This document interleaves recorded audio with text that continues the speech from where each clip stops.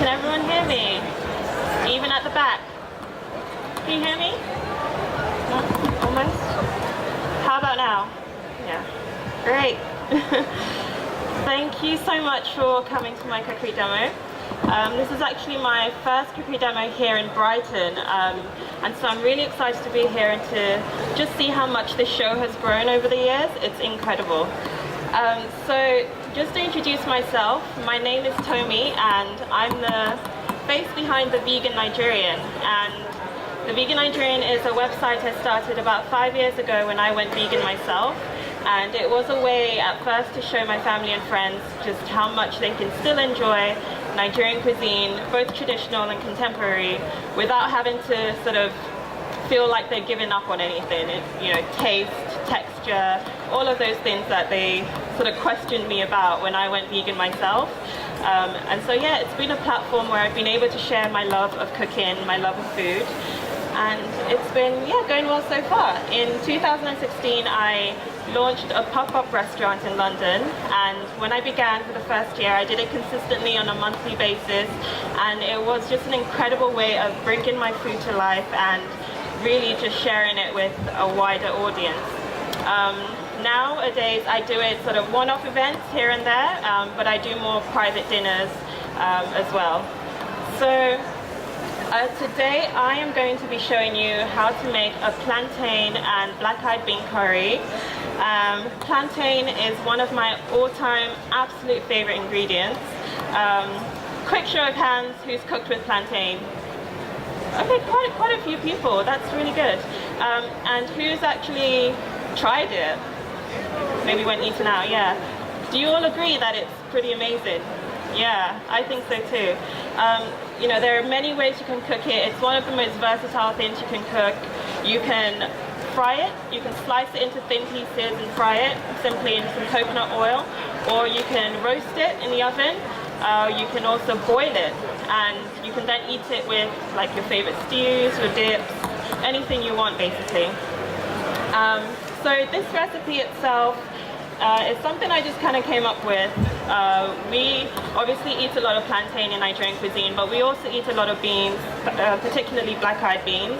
And so I thought, why not just put those two amazing ingredients together into one pot dish. It's very easy to make. I don't know about you, but I love dishes that are really quick, really simple. You can probably make like a batch of this over the weekend and just store it in the freezer and have it for lunch or dinner over the course of the week. And it keeps really well. So, first thing I'm going to do is to peel and cut my plantain. And this is very simple to do. I brought a really small knife with me today. Normally I would recommend using a much bigger one for the size of this plantain, but just for space reasons, I brought a small one. So unlike a banana, you wouldn't normally peel the plantain in the same way by just going that way, because the skin is a lot tougher. So what you need to do is cut off the ends, and then taking a sharp knife very carefully, you just run a line down the side, and then you prise it open, and it peels just like that, really easily. So for this recipe, I'm going to be making probably a portion that serves about 2 people, and for that I'm only going to be using 1 plantain.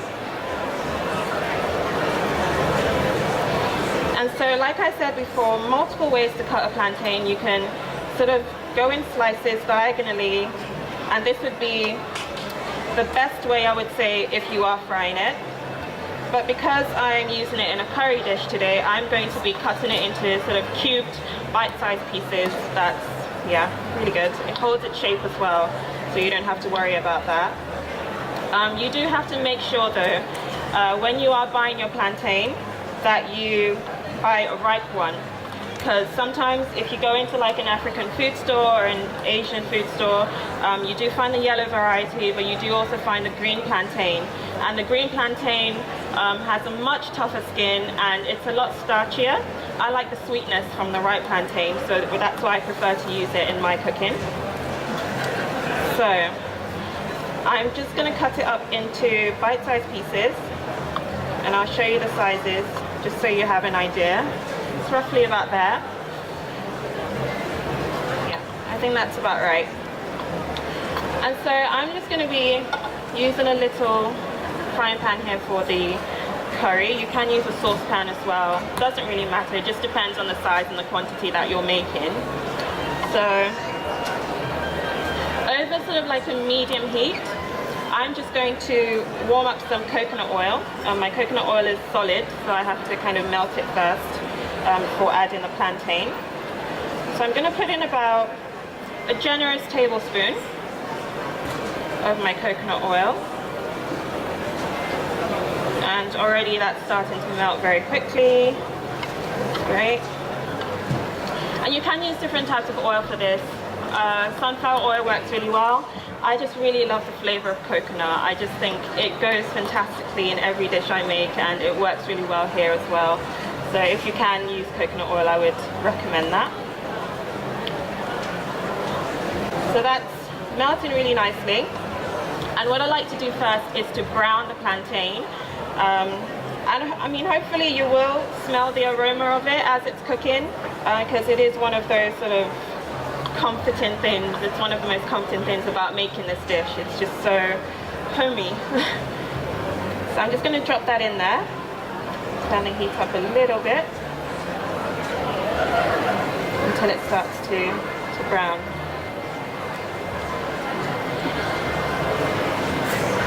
So I would also like to know, anyone in the audience quite familiar with Nigerian cuisine in general? No. Yeah, it's a really funny, like I really think that there should just be more about Nigerian cuisine.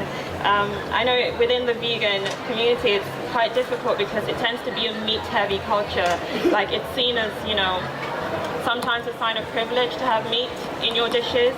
And so, like I said, when I went vegan, I had so many questions from family members asking like, why are you doing this? Like, it seems like you're punishing yourself in some way.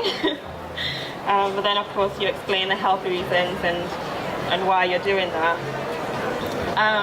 But yeah, so Nigerian cuisine, I feel it's starting to grow slowly but surely in some parts of London, and I'm really passionate about it. I could talk about Nigerian cuisine for days, and I'm probably biased, but I think it's one of the best in the world. And like, I can't wait for the day where we've got like Nigerian restaurants on every corner, in the same way you've got like Chinese food and Thai food now, which is doing really well.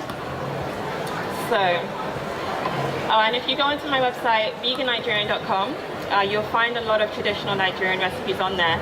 So if you've never sort of been introduced to it before, have no idea what it's all about, you'll find a lot of information on there. And I really do encourage you to sort of explore it, because it's, for me, I feel like trying different types of cuisines within veganism is a great way of spicing up your repertoire. You know, you don't want to eat the same things all the time, and if you want to try something different, then why not?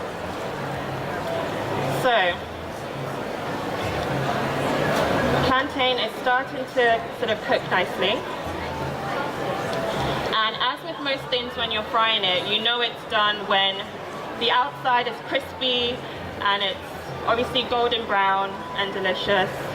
And it cooks really fast as well. So if you're in a hurry and you don't have a lot of time, then I recommend incorporating plantains into your menus. So, I'm a bit of a spice freak. I normally do cook with a lot of Scotch bonnet peppers, and let me tell you, it is hot. I'm sure a lot of you know. It's super, super hot. And they're these like small, tiny red Scotch bonnet, or in Nigeria we call them atarodo. And again, you can find that at any sort of African, Asian food store. Today I'm just going to be using a couple of green chilies. Yes, a couple, so it's going to be hot. But I just think it gives the recipe a really good kick. It just kind of intensifies the flavor a little bit more, because coconut milk is going to be going in there later on, and I find that coconut milk tends to have a really subtle flavor, which is great, but having the spice as well really gives it, you know, an extra edge. Just going to cut my chili into sort of small rounds. And you know, if you don't like the heat, you can take out the seeds as well, because that is really where the majority of the heat is. It's in the seeds. So you can deseed it, but I'm just going to throw it all in there and add it to my plantain. And then just make sure that you are turning the plantain as you know, as it's cooking, because it will brown on one side quite quickly. The plantain has browned really, really nicely so far. And then the next thing I'm going to start adding are my spices. Now you can be as imaginative as you want with this. In Nigerian cooking, in most of our dishes, the staples are curry powder and thyme. And don't ask me why, but it just seems we love it for some reason. And it goes into everything. So I'm going to be adding just a little, when I say a little, I mean a lot, of thyme, just dry thyme, straight in there. And also some curry powder. I think I'm going to use a spoon, just because I don't want to risk pouring a large amount in there. Maybe about half a tablespoon. And adding the spices at this stage is a really great idea, because not only is the smell incredible, but it allows the spices to toast a little, and it gives the plantain such an amazing coating as well. And then the next thing I'm going to add is turmeric. Now normally I'm not the biggest fan of turmeric in terms of the flavor, but I know it does have a lot of health benefits, and I love the color it gives to dishes. I think for me that's the main thing. It gives a lovely vibrant yellow color. So I'm just going to add a pinch of that. And by the way, a variation of this recipe is on my website. So if you want specific quantities, if you want to make sure that you're not just throwing things in and out, then it's all on there. And it's an even more vamped up version, because it includes other vegetables as well, and you know, gives a bit of a story into the dish itself. All right. Okay. So the next ingredient I'm going to add is black-eyed beans. Now black-eyed beans, you can obviously today in Tesco, Sainsbury's, you can buy the tin, which saves you so much time in terms of cooking. But you know, sometimes you might want to make it fresh as well. And the tip I would give for that is make sure you soak it overnight. It does get rid of some of the gas in there, and it helps to like quicken the cooking process as well if you do soak it overnight. And then you just boil it with a little bit of salt. If you're having it plain, obviously season it however way you want. My mom loves to add chopped red onions to it, which goes fantastically. Or again, you can just have it plain and then add it to your curries and your sauces. So I'm just going to add that straight in with the plantain.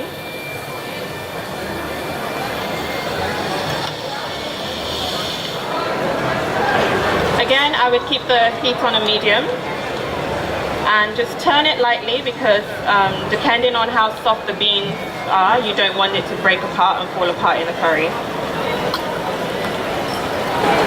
Okay, so the next thing I'm going to add is a whole tin of coconut milk.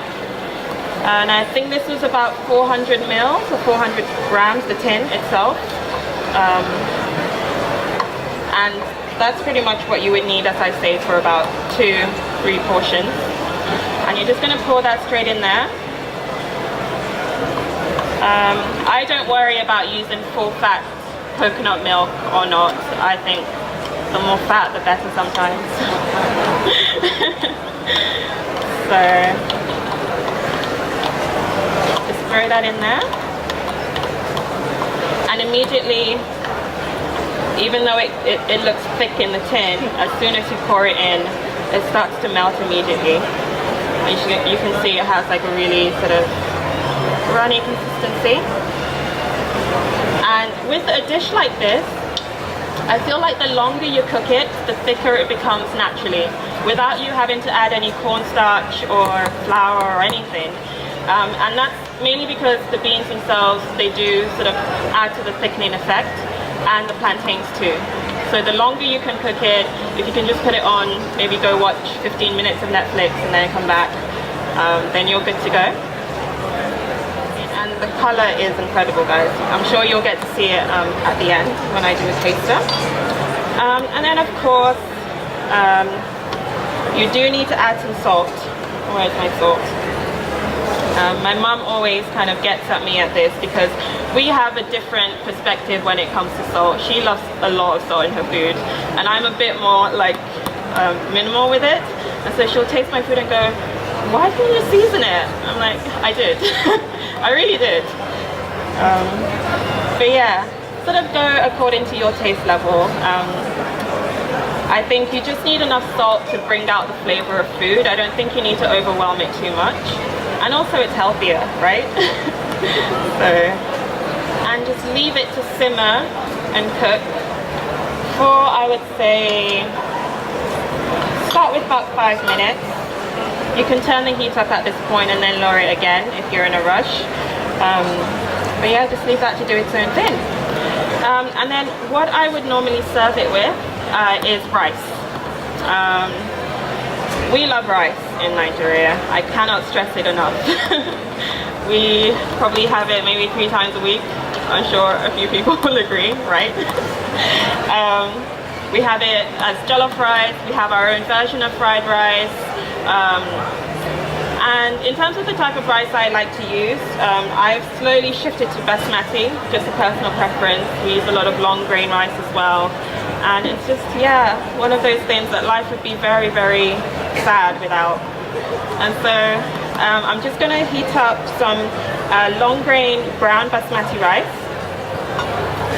One of my favorite types of rice to use because it has a really lovely nutty flavor and it's healthy as well, which is good. Because I'm heating it up, I'm just going to add a tiny bit of water to the bottom of the pan so the rice doesn't stick. And just a really tiny amount. And then just throw my rice in there to heat up. And again, rice is one of those things that freezes well. So if you want to make this dish, you know, for the week, it's perfect. Are any of you guys into meal prep for the week? Yeah? Yeah? No, I've recently kind of gotten into it because it saves so much time. When you come home from work, the last thing you want to do is like, you know, start making a whole elaborate dish from scratch. So I feel like taking those extra few hours on the weekend to get it done really helps. Okay, so as my curry starts to come to a boil, I'm just going to throw in some coriander. You can use parsley as well.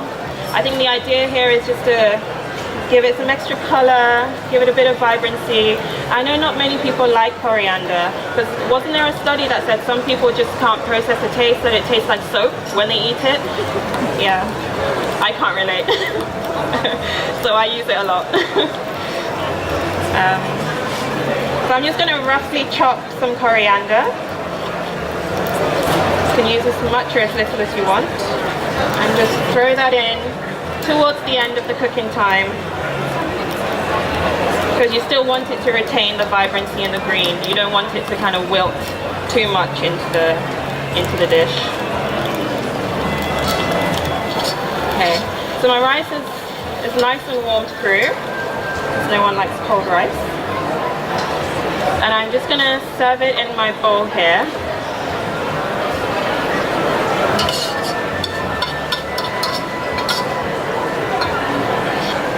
Just make a well in the middle, just so the sauce goes all the way down.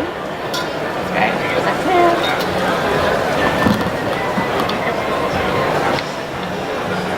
And then the curry. So as you can see, guys, it really takes no time at all. Like, it's virtually done. I mean, as I say, you can leave it there longer if you want it to thicken a bit more, but otherwise, that is good to go. And so you just spoon that over your rice. You can also have it with buckwheat or maybe quinoa if you want. Any starch really. This goes really well with. I'm going to be very generous with the plantain zinas I feel it's the star of this dish.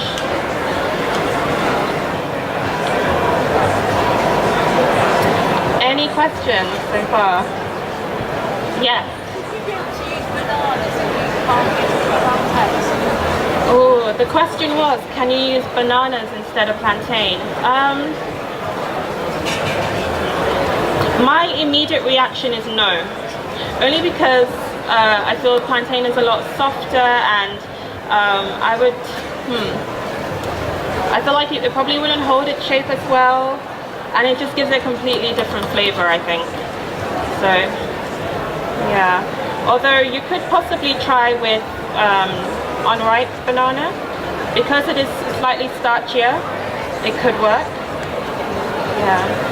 So there we go, guys. That is plantain and black-eyed beans curry, and I'm just going to finish that off with some crushed chili peppers. Some people are going like, oh, haven't you added enough? But this is just for decoration, guys. Over the top, and it makes the dish really pretty as well. So I'm going to leave some for you guys to try, and I've left my cards sort of scattered around as well. So if you want to visit my website, or if you're on Instagram, I'm really big into Instagram at Vegan Nigerian, then definitely follow me on there as well. Otherwise, thank you so much for listening, and thanks for coming.